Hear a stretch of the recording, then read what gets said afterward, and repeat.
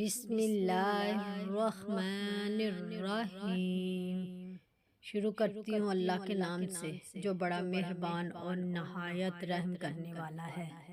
عزیر بن جرول حضرمی سے مروی ہے، انہوں نے کہا ہم میں ایک آدمی تھا جسے ابو عمیر کہا جاتا تھا۔ وہ عبداللہ بن مسعود رضی اللہ تعالیٰ عنہ کا بھائی بنا ہوا تھا۔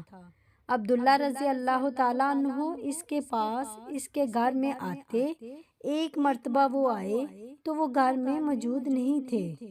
عبداللہ رضی اللہ تعالیٰ عنہ ان کی بیوی کے پاس آئے، وہ ان کے پاس بیٹھے تھے کہ اس نے اپنی لونڈی کو کسی کام سے بھیجا، اس نے دیر کر دی، تو وہ کہنے لگی اس نے دیر کر دی، اللہ اس پر لعنت کرے۔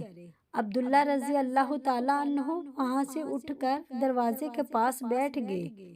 کچھ دیر بعد ابو عمیر آئے تو انہوں نے عبداللہ رضی اللہ تعالیٰ عنہ سے کہا کیا آپ بھائی کے گھر والوں کے پاس نہیں گئے؟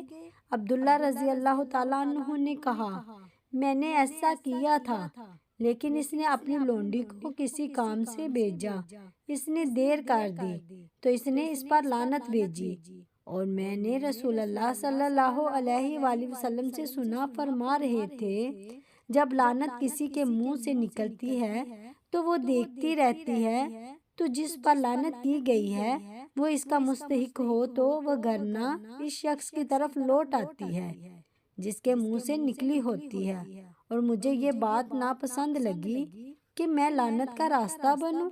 السلسلہ حدیث نمبر 1323۔